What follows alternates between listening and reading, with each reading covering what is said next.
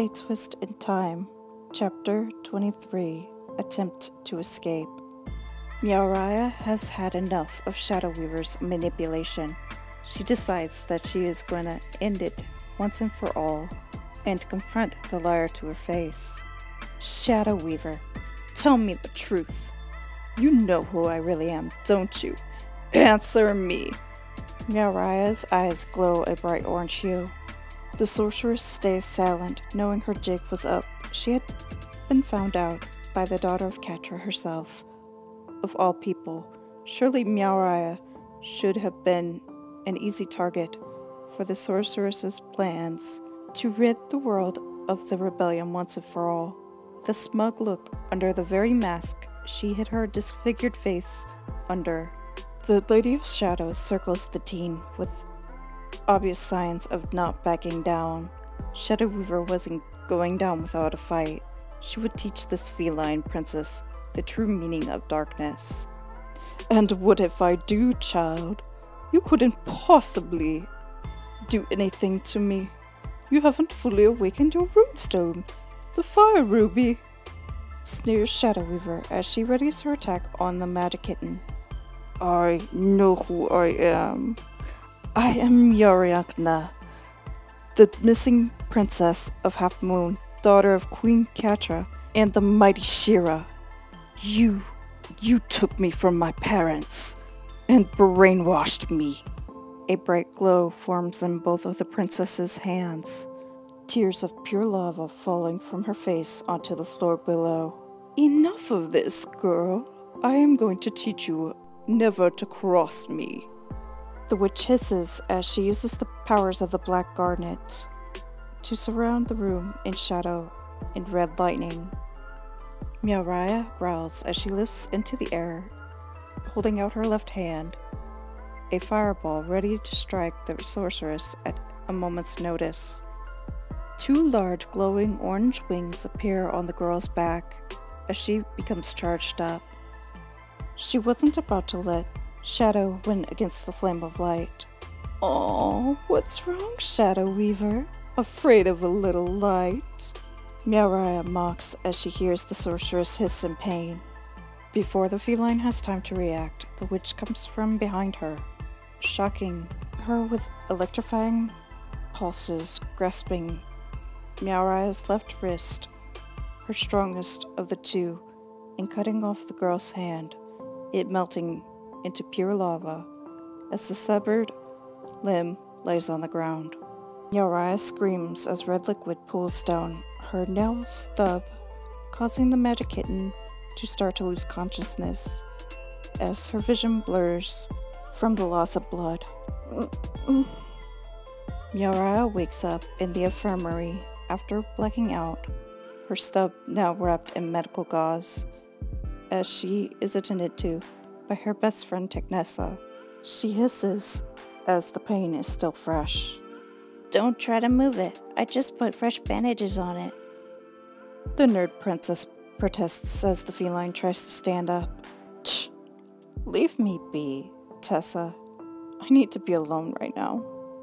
Miauraya hisses as tears form in her eyes, looking away from the red-haired elk girl. Tecnessa raises a hand to place on her best friend's shoulder to comfort the other girl, only for the cat to pull away, growling lowly. The technician princess backs away as Miauraya slashes her claws at her in anger. It was at this moment all Miauraya was hoping for was death, or for the rebels to take her captive. She felt great shame. Once the other princess leaves, the feline unattended, she makes a break for it, dragging her wounded body to her true home, Half Moon. Her ankle had been broken in the attack, but Miauraya wasn't going to let Shadow Weaver humiliate her any further. It takes several hours as the near-dehydrated princess limps through the desert sands near to heat exhaustion. Once the girl can no longer go on, she takes refuge in a desert cave till the sun sets, hunting lizards and anything she can get, and cooking it over a small fire in her remaining hand. The feline burns the food, but it was no time to complain. She had to get some energy for the long journey ahead of her. The bandages needed changed, having red liquid spilling onto the sand. Miaoraya was now dirty, covered in sand, the soot of her small fire, and dried blood on her court uniform. The Flame Princess didn't smell the greatest either, as sweat mixed with the scent of dried blood lingers in the air.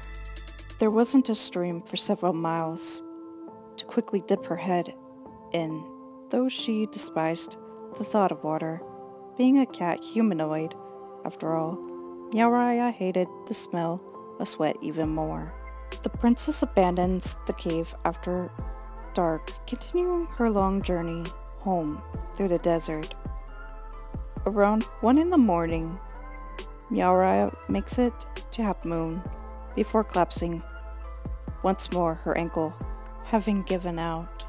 As the fracture has now doubled in size from swelling, she feels herself being carried by a very familiar presence, remaining unconscious. Catra takes her daughter's unconscious body back to the palace. Shira heals her daughter. Neither parent takes their eyes off their now sleeping daughter the entire night. The very next morning, Catra, Adora, and Miaoraya journey off to seek Entrapta in Bright Moon to see if the mother of Tecnissa could help Miaoraya with a new limb. Entrapta had been working with experimental enhancements made for rebels who had lost limbs in the fight against the evil horde, made from ancient First One's tech pieces. Entrapta doesn't even look up from her latest experiment, synthetic skin made with the cloaking technology. The Geek Princess wasn't about to let anyone have the secret too. Greetings, what brings you to? Oh, never mind. The realization hits her like a brick. Entrapta, this is my daughter. My eldest. Miaoraya. Ugh. The one who was kidnapped by Shadow Weaver 15 years ago? The kitten I had with me when I came to visit you? Catra facepalms, earning herself a scowl from her wife. Oh, you mean the flame elemental? Yeah, I know. Entrapta nods, still tinkering with the gadget. How did you? Never mind. The queen shuts up quickly, never finishing her sentence, says, as she could feel the eyes of her wife bore into the depths of her soul. How'd I know? Oh, my daughter told me. She said she saw a Shadow Weaver cut off your daughter's hand and forearm. That's why I'm working on this. The Geek Princess lifts her goggles to look at the 3 dumbfounded other females behind her. Entrapta finally reveals her secret tech, a robotic metallic hand and forearm with a shiny gold metal plating and jewels on it. Araya arches the brow, looking at both her parents with nervousness clearly on her face. Catra smiles to encourage the frightened girl to approach Entrapta. Will it hurt? Miaoraya asks, fear apparent in her voice, tail starting to become rather bushy. You might feel a slight pinch, but after you will grow to accept it. Entrapta nods as she applies the robotic appendage to the feline princess's stump. Miaoraya screams as the metal melts into her own flesh. You called out a pinch? That feels like getting stabbed by a sword on repeat. Miaoraya sighs as she waits for the worst part to be over with.